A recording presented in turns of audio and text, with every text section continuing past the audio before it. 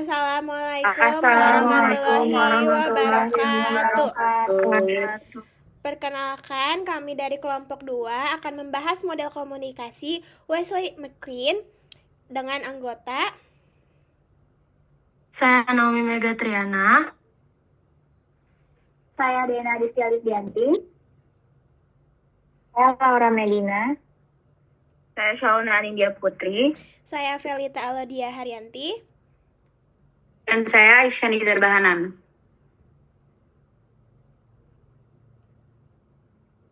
Yang pertama, latar belakang. Model komunikasi Wesley dan McLean yang dibuat pada tahun 1957 dikembangkan oleh Bruce H. Wesley dan Malcolm S. McLean Jr. Model ini berfungsi pada proses komunikasi massa dan hubungan antara komunikator, media, dan audiens. Model ini merupakan penyempurnaan dari model komunikasi linear Harold D. Laswell dengan menambahkan unsur umpan balik atau feedback serta peran gatekeeper atau pengasih.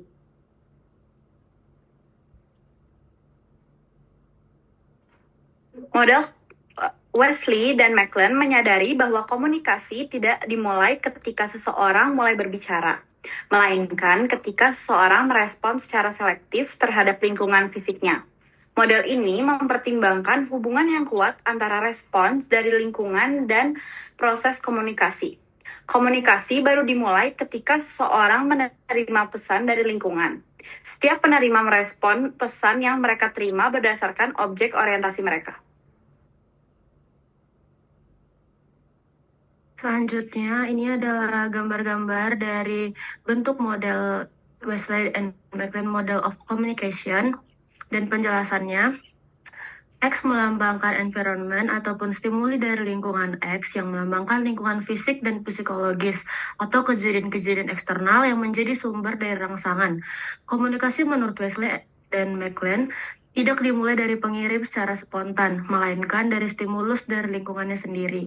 Lalu selanjutnya yang lambang A itu adalah pengirim atau pihak yang memulai pesan. A biasanya disebut sender setelah mengalami stimulus dari lingkungan X. A membentuk pesan berdasarkan pengalaman sensorik, orientasi terhadap objek, dan pandangan pribadinya. Selanjutnya adalah B.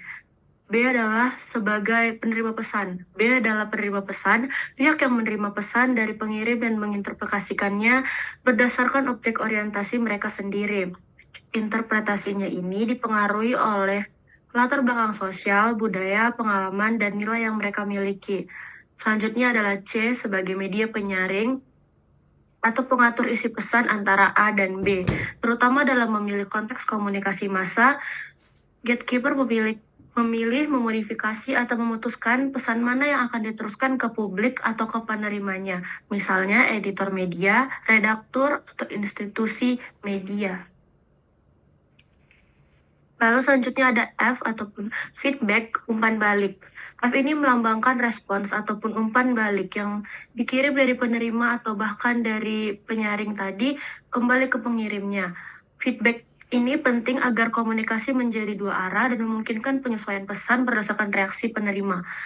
Perbedaannya antara komunikasi interpersonal dan massa adalah bahwa feedback dalam komunikasi biasanya lebih lambat ataupun tidak langsung. Nah, model komunikasi Wesley and McLean juga terbagi jadi dua, ada komunikasi antar pribadi dan komunikasi massa. Komunikasi antar pribadi itu feedback bersifat langsung dan juga cepat. Elemen model komunikasi antar pribadi: pengirim, individu yang mengirimkan pesan, informasi yang dikirim, penerima, orang yang menerima pesan, umpan balik adalah tanggapan yang diberikan oleh penerima kepada pengirim. Lalu ada komunikasi massa, yaitu feedback yang bersifat tidak langsung atau lebih lambat. Model ini terdapat media sebagai perantara. Terdapat 3 pihak dalam model ini, yaitu pengirim, media atau perantara, dan penerima.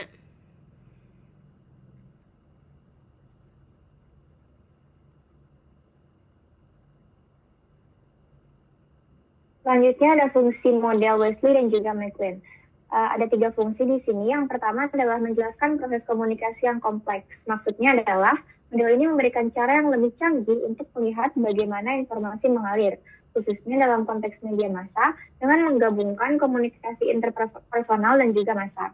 Yang kedua ada menekankan peran gatekeeper. Model ini memperkenalkan unsur gatekeeper atau penjaga gerbang yang memproses, menyaring, dan bahkan terkadang menciptakan kembali pesan yang belum diteruskan kepada penerima. Sehingga penerima yang menerima informasi adalah informasi yang sudah difilter oleh si gatekeeper tersebut. Selanjutnya yang ketiga adalah mengakui pengaruh lingkungan dan juga subjektivitas. Model ini mengakui bahwa komunikasi dapat dimulai dari faktor lingkungan, bukan hanya inisiatif seseorang, seperti melihat kecelakaan lalu lintas yang kemudian memicu komunikasi. Ini berarti pesan dapat diterima secara tidak sengaja.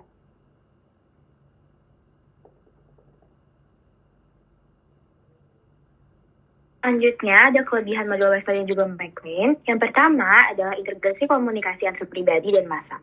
Model ini berfungsi dengan baik untuk menggabungkan aspek komunikasi antar pribadi dan komunikasi massa. Ini memberikan pemahaman yang lebih baik tentang bagaimana pesan disampaikan dalam berbagai konteks. Yang kedua, ada penekanan pada umpan balik. Umpan balik dianggap sebagai bagian penting dari proses komunikasi, baik secara massa maupun antar pribadi. Ini membantu memahami bagaimana pesan berdampak pada penerima.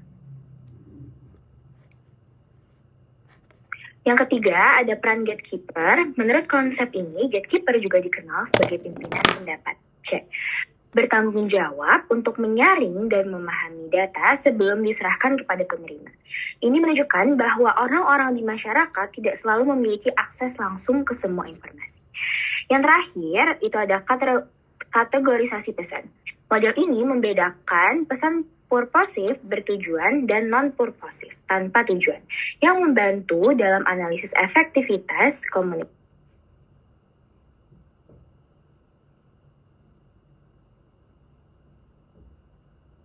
Selanjutnya ada kekurangan dari model Wesley dan McLean.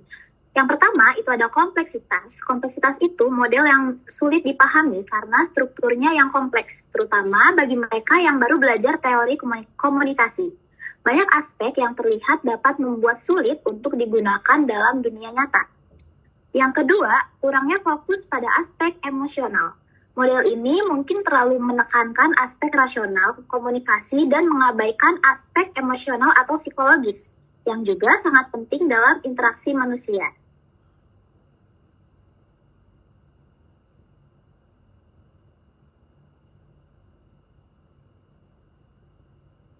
Yang ketiga, umpan balik tertunda dalam komunikasi massa. Umpan balik seringkali minimal atau tertunda dalam komunikasi massa yang dapat membuat model kurang efektif untuk menganalisis dampak komunikasi secara real time. Yang keempat atau terakhir, yaitu generalisasi terhadap berbagai situasi. Meskipun model ini berusaha untuk mencakup berbagai situasi komunikasi, ada kalanya generalisasi ini tidak efektif dalam semua situasi, terutama dalam situasi yang sangat khusus atau unik.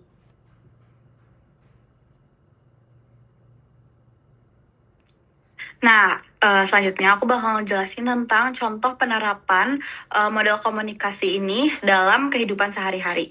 Yang pertama adalah dari faktor X-nya, stimulus atau environment-nya. Contohnya adalah ketika kamu atau kita scroll Instagram pagi-pagi, baca kutipan atau motivasi atau tagline dari akun motivasi atau self-help. Yang kedua, ada sensory experience, yaitu adalah kutipan tersebut menarik perhatian kamu nih.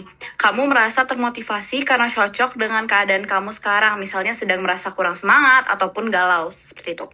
Yang ketiga, ada object of orientation pengirim, atau A. Akun motivasi itu sudah berkali-kali membuat konten dengan tema semangat, self-improvement, dan kamu sebagai pengikutnya sudah paham gaya bahasanya. Dan yang selanjutnya, ada pesan dikirim ke penerima. B.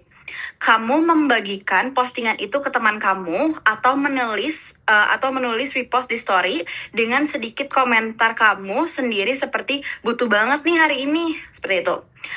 Selanjutnya ada object of orientation penerima, yaitu temanmu yang kamu kirim punya kondisi atau pengalaman yang mungkin berbeda. Misalnya dia juga sedang stres atau sudah biasa melihat konten seperti itu. Jadi reaksinya bisa positif, cuek, ataupun bahkan jengkel jika terlalu sering. Seperti itu. Yang selanjutnya ada feedback atau umpan balik, yaitu seperti temanmu membalas storymu kayak iya juga nih, bener juga nih, bikin semangat atau apapun itu. Yang selanjutnya ada gatekeeper C. Dalam konteks media sosial bisa algoritma Instagram atau kebijakan penyensoran atau editor akun motivasi yang memilih quotes yang aman atau populer atau tidak kontroversial.